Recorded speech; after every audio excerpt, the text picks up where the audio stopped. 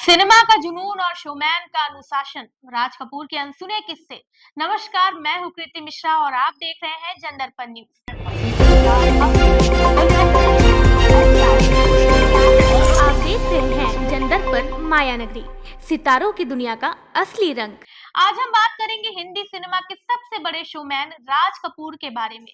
राज कपूर, जिनका नाम सिनेमा के इतिहास में सुनहरे अक्षरों में लिखा गया है, सिर्फ एक अभिनेता और निर्देशक नहीं थे, बल्कि सिनेमा को लेकर उनकी सोच और जुनून ने भारतीय फिल्म उद्योग को नई ऊंचाइयों पर पहुंचाया है। 14 दिसंबर यानी आज उनकी 100वीं जयंती है। उनके असिस्टेंट रह चुके फिल्म मेकर राहुल रवैल ने उनके जीवन और काम करने के तरीके से जुड़े कई अनसुने किस्से साझा किए। ये किस्से न केवल राज कपूर की अद्वितीय प्रतिभा को दर्शाते हैं, बल्कि उनके सिनेमा के प्रति गहरे प्यार और अनुशासन को भी सामने लाते हैं। राहुल रवैल ने एक इंटरव्यू में बताया कि राज कपूर का कहना था, मैं सिनेमा की सांस लेता हूँ, मुझे सिनेमा से प्यार है और मैं सिनेमा की वजह से यहाँ हूँ। ये शब्द ही उनके काम के प्रति उनके समर्पण को दर्शाने के लिए काफी हैं। उनके हर फिल्म, चाहे वो आवारा हो, मेरा नाम जोकर हो या बॉबी, उनकी इस भावना का प्रमाण है।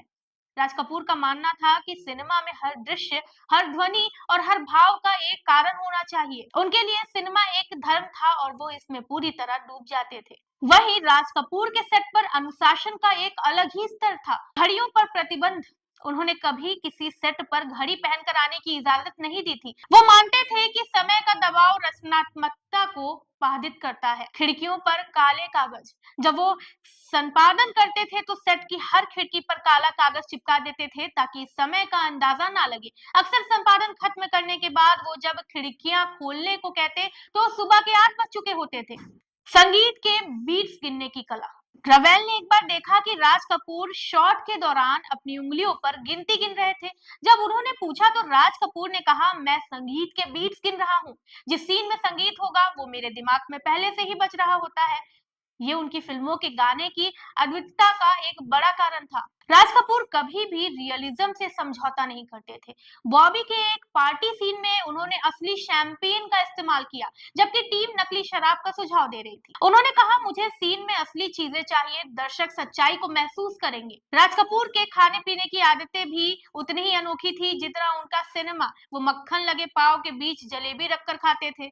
एक बार उन्होंने इसे टमाटो केचप में भी डुबाकर खाया। जब उनके असिस्टेंट ने पूछा तो उन्होंने मुस्कुराते हुए कहा, कहीं लिखा है कि मैं ऐसा नहीं कर सकता। रवेल ने यह भी बताया कि शूटिंग के दौरान दिन की पहली चर्चा ये होती थी कि आज क्या खाना है। थाली की दाल से लेकर कहीं का चिकन, हर जगह से सबसे अच्छा खाना मंगवाया जाता था। राज कपूर हमेशा अपनी टीम को सवाल पूछने और सीखने के लिए प्रेरित करते थे।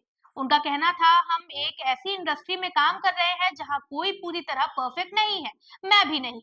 उनके इस रवैये ने कई असिस्टेंट डायरेक्टर्स को बड़े फिल्म मेकर बनने में प्रेरणा दी। हर फिल्म में परफेक्शन की चाह, राज कपूर की हर फिल्म उनकी रचनात्मकता और मेहनत का प्रतिबिंब थी। संगम का बोल राधा बोल, सत्यम शिवम सुंदरम का भोर भय पनघट पे, राम तेरी गंगा मैली का सुन साहिबा सुन, हर गाना और हर सीन समय की कसौटी पर खड़ा उतरा। शोमैन का अंतिम संदेश भी था। रवेल ने कहा, राज साहब कहते थे, सिनेमा उनकी जिंदगी है और वो उनका अस्तित्व है। वो सिनेमा को पूरी तरह समर्पित थे और उनकी इसी सोच ने उन्हें शोमैन ऑफ सिनेमा बना दिया। आपका क्या कहना है? क्या राज कपूर जैसा जुनून और अनुशासन आज के सिनेमा में देखने को मिलता है? उनके जैसे दिग्गज निर्देशक और अभिनेता से हमें क्या सीखने की जरूरत है? हमारे द्वारा दी गई इन्फॉर्मेशन आपको कैसी लगी, कमेंट करके जरूर बताएं और देखते रहे जनदर्पण न्यूज। धन्यवाद।